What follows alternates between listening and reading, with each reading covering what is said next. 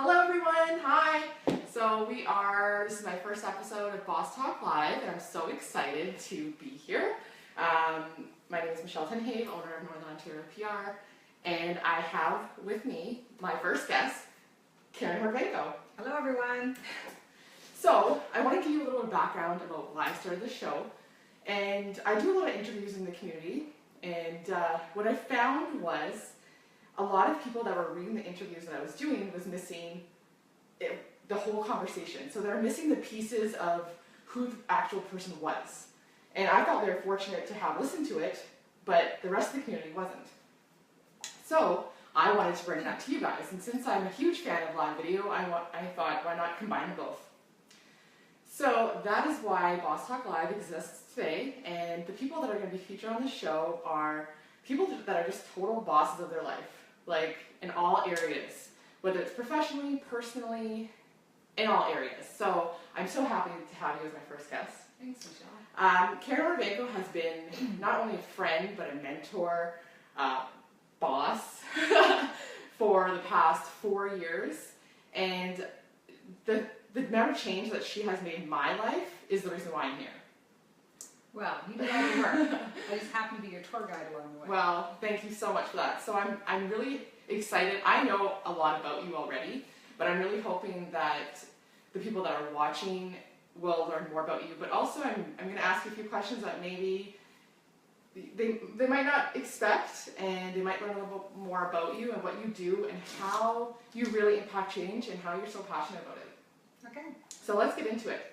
I am not going to introduce you. Please tell Facebook Live who you are. Right, so my name is Karen Hourtovenko, and I'll give you a little bit of personal background. I'm married, I'm a mother of three teenagers, and 2 dogs, so I am a person in real life. But who I am as a professional, I wear a few hats. And first part of my background is nursing. I became a nurse back in 1988 initially, and then became a nurse practitioner in 1997, and was one of the first groups of the NP graduates to go through the Ontario program, so I was really proud to be a part of that first group.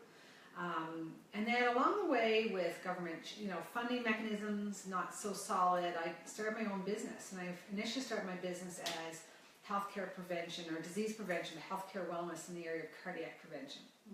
And so I started my own cardiac prevention clinic called the Heart Healthy Living Program, which was held out of Riverside Cardiac Clinic back on Riverside Drive back 20 years ago, and created that program based on sound nutritional principles, scientifically based sound nutritional principles that actually help reduce the risk of disease from cardiac, from obesity, diabetes, etc.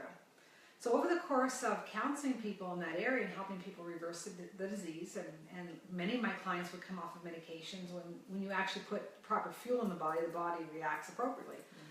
So with that, I was counseling a lot of people, and often it wasn't about the food after they came into talking about the food. It was often other psychological challenges or emotional challenges that sort of evolved from that. And so I started doing a lot more counseling and in the areas of food addictions and other addictions, and just general life prevention strategies. The government decided that nurse practitioners should be at a master's level, so I decided that instead of doing a master's of nursing, I went back to do a master's of business. At that particular time, my husband and I had 2 businesses running, and somebody had to know how to run a business, so I figured it was time for me to go and take on that knowledge of body of knowledge, which has opened up my options for counseling people and coaching people a different standpoint, because I can go into the minds of executives, and they know that I understand how their businesses work. And at the same time, I'm able to put that back into my own practice and able to create businesses that work within what I do, and then look for other opportunities to help my clients. So it's been an amazing growth curve on that. And so from there, because the counseling was still a big portion of it, I decided to go back and finish my doctorate in a field that allowed me to counsel people from the emotional health standpoint, and from how human behavior plays out in our world. Right. So that's where it got me to there. And then people were coming to me for counseling and they just couldn't get unstuck. And that's sort of where we are. What types of things keep people stuck? Yeah, so people get stuck with, you can hear in language, things such as, well, they'll say I'm stuck. They just will say that. Or I can't do this, or I can't do that. I'm not allowed to do this. I'm not allowed to do that. There's no way I can possibly do that. Somebody won't allow me to do that. Or I've just never been able to do that sort of thing. Or I'm not confident. I'm not smart enough. I'm not good enough. I'm not pretty enough. I'm not thin enough. I'm not tall enough. I'm not something. And this is a language that we hear in a lot of people. Yeah. So it is unfortunate. Because we've all said it. Exactly.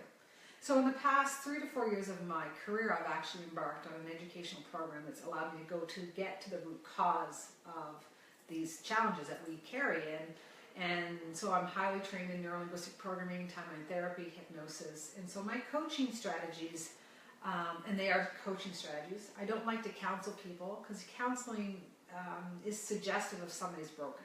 Right. And if you're broken and you're told you're broken, you will often stay broken.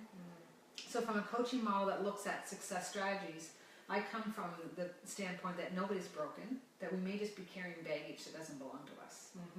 So that's what I go after. So you ask me what I do. Well, I help people. I help people become the best they can be and get rid of the hurts and hang-ups that hold them back from becoming that best person. Wow.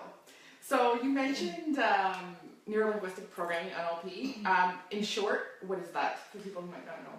Right, so neuro-linguistic programming or timeline, or NLP actually looks at, so neuro, meaning of the brain, and linguistics, which would be language, is how the brain functions with language patterns that actually determine an outcome. So NLP was created by Bandler and Grindler back in the 70s, and one was a mathematician, scientist, and one was a linguistic professor. And they followed along and analyzed many theorists in the form of psychotherapy to look at sort of what strategies worked. So 3 specifically that hold the major sort of tripod of what NLP is was Virginia Satir, who looked at family systems theory, and her theory is that when you have a family, it's sort of like a mobile, and when one part of the mobile moves, everything moves with it. So when a child comes into an office, it's not about the child, it's actually about what's going on within the dynamics of the family.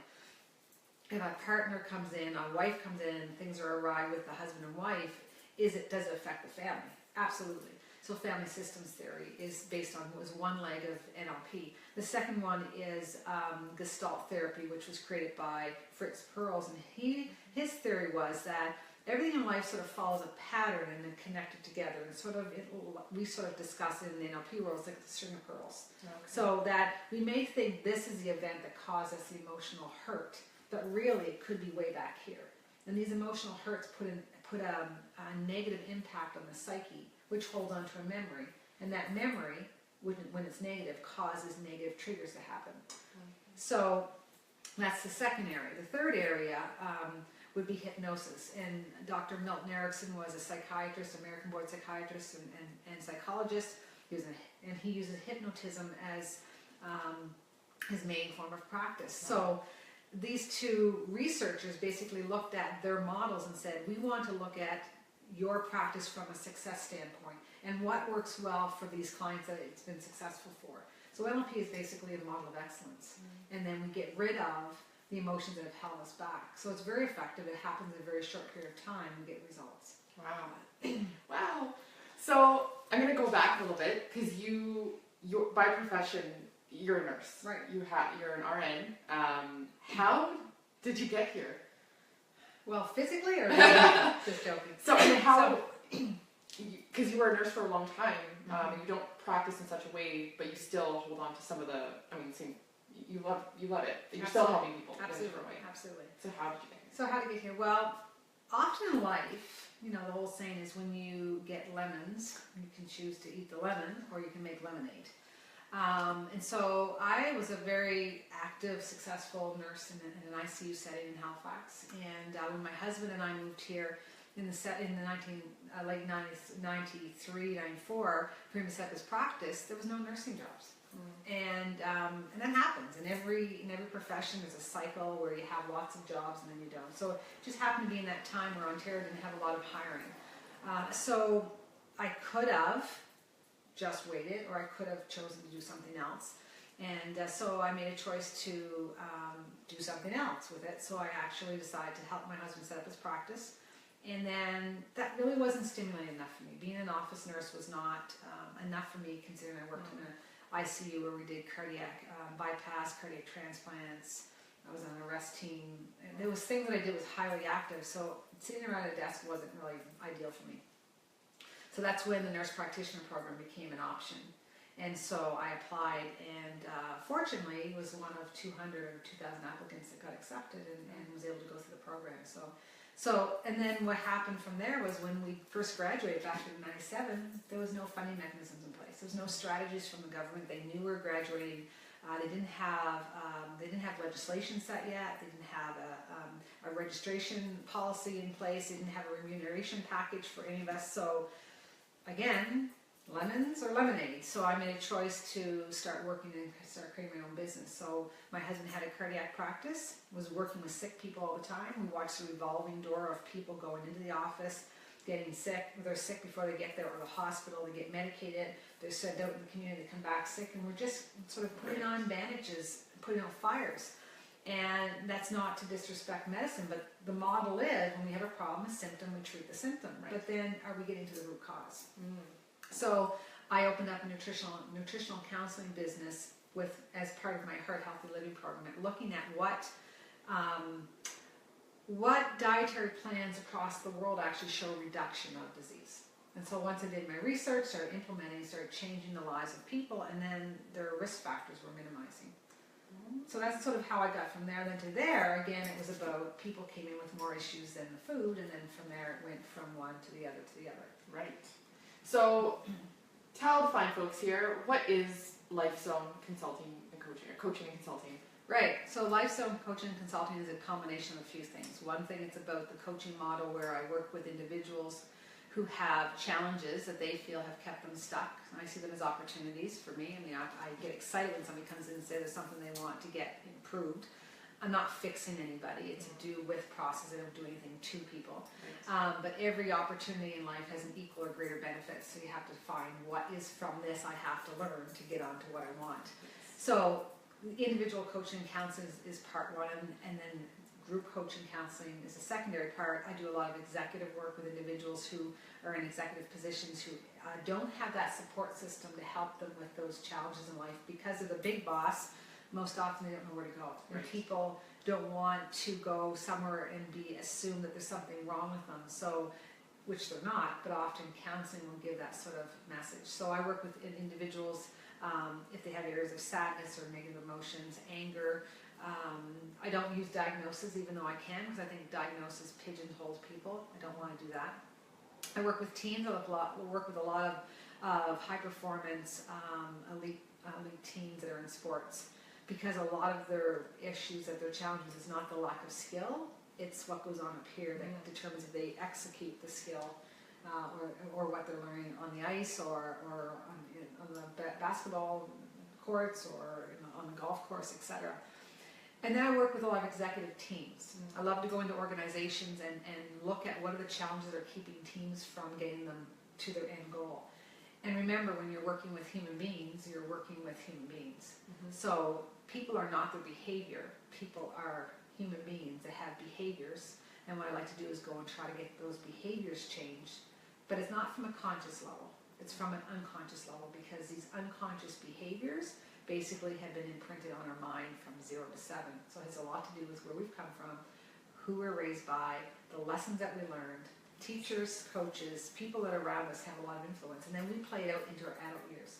And it's all unnecessary baggage that we carry that we shouldn't be carrying. Right. I love this. And I have been through some of your sessions myself personally, and I can attest to the amount of change that has happened to me just by removing those barriers. And it's really interesting to see what happens when you just kind of let go and, you know, let your ego go as well, and you start to focus on, you know, your on an unconscious level what's going on. And I can't even thank you enough for allowing me to. I'm happy that I did it, because I know for me the amount of growth that has happened in a short amount of time. And so anybody who is looking to remove any sort of barrier or clean stuff up, I mean, what is the difference between a typical counseling session and one with you? Right. So, and I've been trained in those traditional methods. I just choose not to use those traditional talk therapy methods because those methods, although they're wonderful, continue to talk about the problem over and over and over again. So, problems or challenges we have is sort of like a weed in the garden.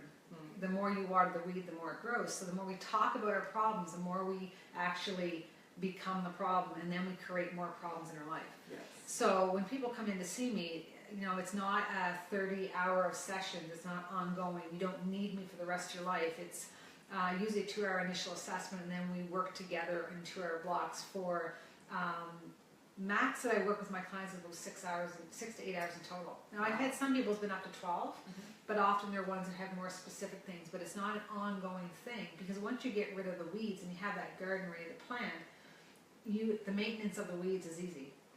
But typical therapy actually just keeps watering the weeds, tries to put in a nice plant, and it doesn't grow because the weeds overtake. Right. Interesting. So you also do a lot of, you are very highly known in the community, and you've done a lot of keynote sessions, speaking, not only in Sudbury, but all over Canada, I think, right? What are some of the things that you talk about? What are some of your presentations about? Right, so I would focus on a variety of things. Obviously, I have an area of knowledge of healthcare, so many of my keynotes are on healthcare and topics around prevention from the true prevention standpoint. So I don't do the pharmaceutical method when I'm teaching. There's enough people who do that, so I choose not to. But it's about complementing with how you change lifestyle to reduce disease. The second area is business, because I have an MBA, that my business knowledge and expertise, as well as the education and training that I have, that allows me to speak into the business world. But they all dovetail together. And those dovetail together in that how the mind actually affects all the above. And so I do a lot of work with mindset, focusing on how the mind, what we think about, we create, how to change those negative thinking patterns to get to the results that we want, and just start to notice what language patterns do for us that we say each and every day and we don't realize we're saying it, which is holding us back. So those are 3 areas. And then you're right, I've done a lot of things in the community. I've been fortunate enough to be connected closely with the Sudbury Chamber of Commerce, Greater Sudbury Chamber of Commerce, and as their past chair, in the chair position, did a lot of work from the area of advocacy with the chamber work. So there's been a few areas that I've spoken to the community around. You had a really good year last year. Well, you've had numerous good years, but I have to say this. You were on the cover of 2 magazines last year. I was. Which was awesome, her business guide, and the new Chamber annual magazine as well. You are obviously well connected, but you have put in, you've been an entrepreneur for over 25 years or so, and you're still pounding the pavement.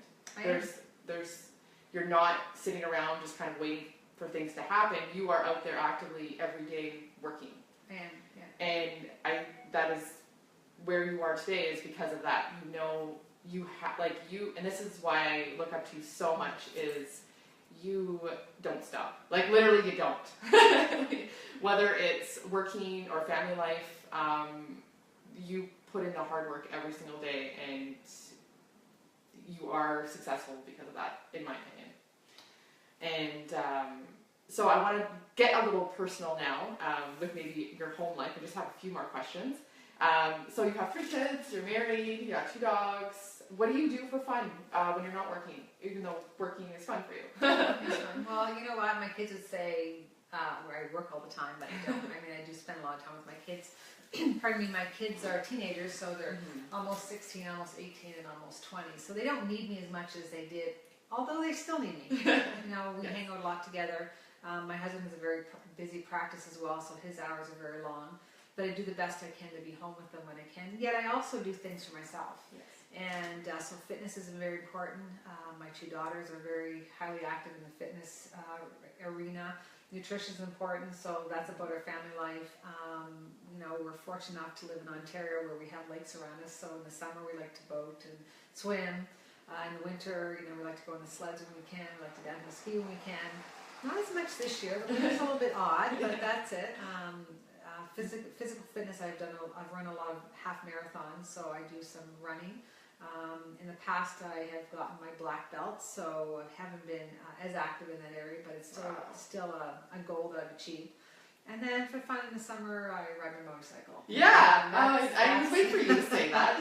I love that you ride a motorcycle because it's so not obvious. And like it's still not me. No, you wouldn't. Like I have yet to see you on it, but it's gonna happen. Yeah.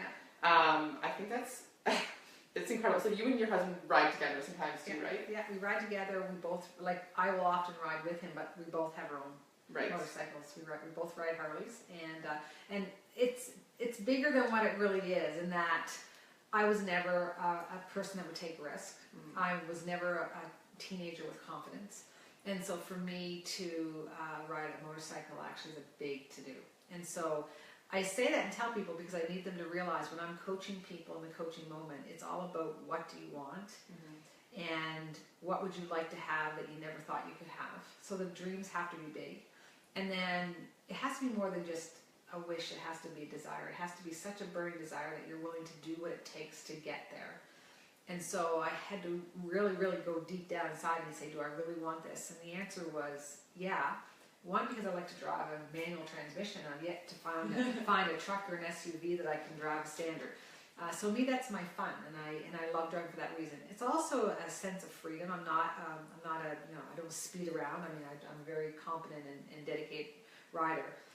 But it's also that time that I can just be in my own headspace. Yeah. And so it's important for individuals to take time for themselves, but in the chaos of home life with dogs barking and 3 kids in the house and phones ringing and social media and all that, it's hard to find that space for yourself and working and having people around you. That for me, that's like going for a run. It's that time that I just plug in or remove myself emotionally from things and just allow myself to enjoy what's beautiful in this world, what God's given us and the nature around us. So I love that. So because you're not busy enough, you decided to do one more thing, and we're sitting in it right now. So we are in your office, and my office too. You've owned this building for about 15 years now, and this is kind of where it all started. Right. So tell them where we are. So we're in a building on Armstrong Street in Sudbury, which was Riverside Cardiac Clinic for years, which before that was Life Zone Fitness. I had a fitness club in the middle of all that other stuff that I was doing. And about 2 years ago, my husband and I decided it was time to start looking at our strategy for retirement. Not that I'm retiring anytime soon, but from a financial standpoint. And because of cutbacks from the government and restrictions, it was getting to the point it was costing too much to employ all the staff we had, maintain this large 7,000 square foot building, and be able to balance work life here and then his work life at the hospital and then my practice as well. So he chose to move into another lab in the community so he could still offer the same services, but we could actually minimize those challenges that we had. And then so I tried to sell the building, and because commercial market hasn't been great in Sudbury for a few years, it's sat unused.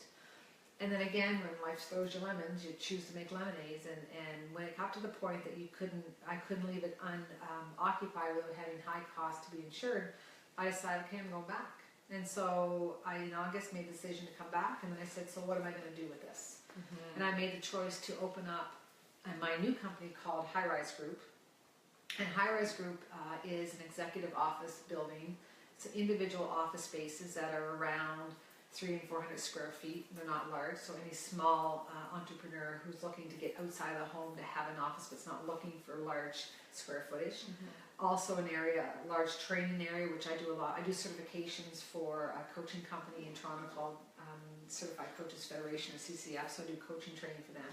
I also do NLP training with Prestige training here in Sudbury. So we do that all here because I have a large training area that's like a conference area. Yeah. So that area, when I'm not using it for training, that is going to be used for rental space for small companies who want to have a breakout area to come and have a fairly sized training area and or conference area. This little office we're in right now is one of our individual hourly office spaces where it's more casual, where a group of people can come and sit and do some work and rent it by the hour or rent it by the day. Whereas the offices downstairs are monthly rentals, so it's a co-work agreement space, so you're not really leasing from me, it's an agreement that we're working together like a family. Right. And then behind I have an area behind these great barn doors that has an area that opens up into the training room, but otherwise it's still another space that can be individual rental space for day rental, and there's coffee and services in there they can use. So yeah. That's fantastic. When you first had this idea, I remember, I think, I don't remember what day it was, but you're just like, let me go back. Do you want to go back? Do you want to go there? Would you have an office in there? I'm like, yeah, I would. This is where I first met you. It is. I came to your office downstairs when you had it, and that's when I first started doing free work for you. And here we are. And here we are, back again. I absolutely love it. If you guys are looking for a space, or you just want to check it out because it's pretty cool, it's very updated, modern, comfortable. The people who work here are awesome. So that's the definition of being accepted. You have to be awesome. Yeah, you have to be awesome. That's a criteria. Yeah. So I just have one more question, and I wanted to know, you read a lot of books, and I am a huge book lover, and you give me a lot of books too, and I love it. You have several libraries in your house, but also, you have one library in your house, but you have one library here as well. What is maybe one or two books that you absolutely stand by 100% that you would love to just recommend to somebody to read if they're kind of in a down and out kind of position where they need this book to go to? Right. So I've done a lot of reading, and firstly, I wasn't always a reader, by the way. So when I was in elementary and high school, that was the last thing on my mind. Right. I would read maybe comic books. Archie might be on my Which is so funny because you are like surrounded by books. I know, and I read tons. And I think it got to the point that I just figured out that that's how you gain knowledge more quickly. So I love to read. Yeah. No Harlequin romances on any of my bedside tables, so it's not that.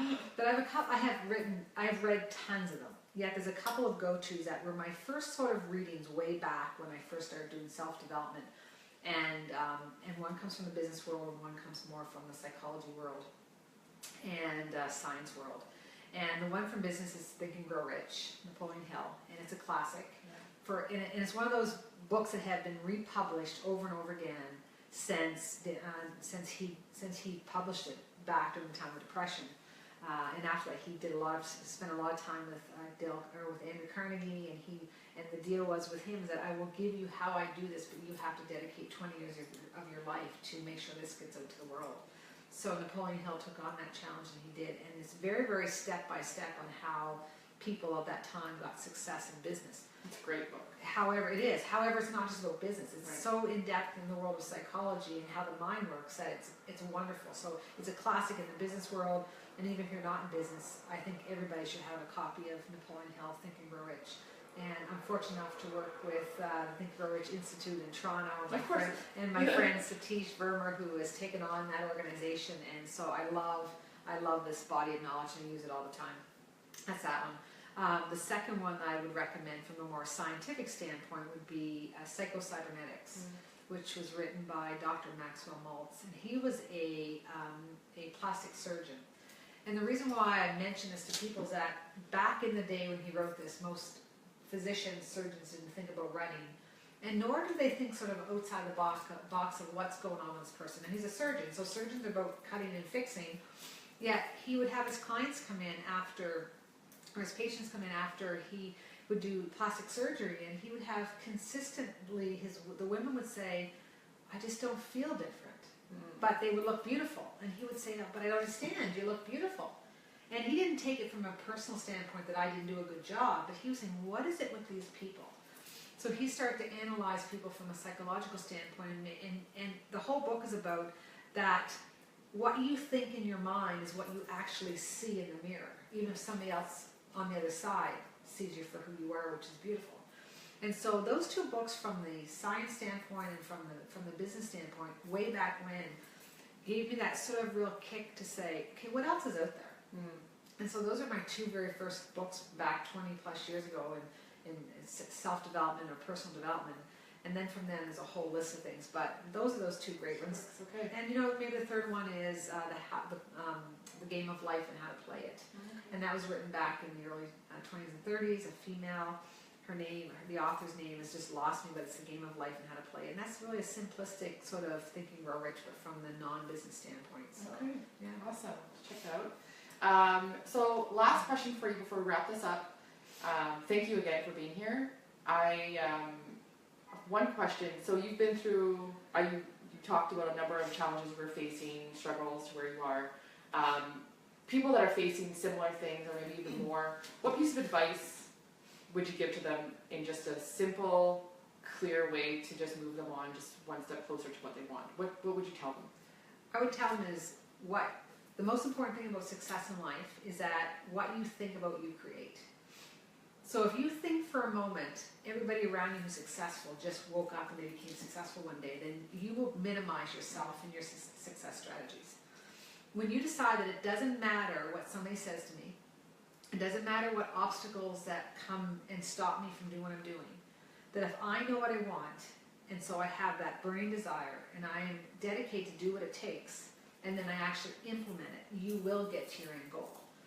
Because there are a lot of people like myself that don't know me here in Sudbury the way people knew me in Nova Scotia, and a lot of my friends in high school that would tell you that I would never have believed you felt that way, and I was the girl who wasn't smart enough, wasn't pretty enough, wasn't good enough, I wasn't in a popular group, I didn't think I was smart enough for university, and even though I had teachers telling me I was smart enough, I kept on saying that I didn't want to go because I wanted to go to a school of nursing. And what they didn't know is deep in my heart is I just didn't think I had what it took to get to what I want. That turned around in my mid-20s, and I'm grateful, but if I could go back again and help young people, which is why I have a lot of teens that come to see me, is to get their thought process around and help them understand that it doesn't matter how young or how old, when you decide to do it, fire it up, and who cares what somebody's told you, do it, because it's probably the thing you're supposed to be doing anyway. Love that. What a great way to wrap it up. So Karen, you can find her all over social media, Lifestyle Coaching and Consulting, Twitter, Instagram, Facebook. We are live streaming this on her page as well. So check it out, lifezone.ca as well. And also check out the High Rise group if you are interested, if this is something for you. I really appreciate you being my first guest and for sharing your story with the audience. And I'm so happy to have you next to me. Thanks. Literally. Thanks, Michelle. So thank you so much. This is the first episode. I look forward to doing more. We're going to do another one next Wednesday as well. And I look forward to hearing your comments. If you have any questions, please drop them below in the comments, and I'll have Karen answer them that way. We're just going to wrap up now. So if you have any burning desired questions, do that, or send her a Facebook message on her page. Thanks so much. Have a wonderful day. Take care.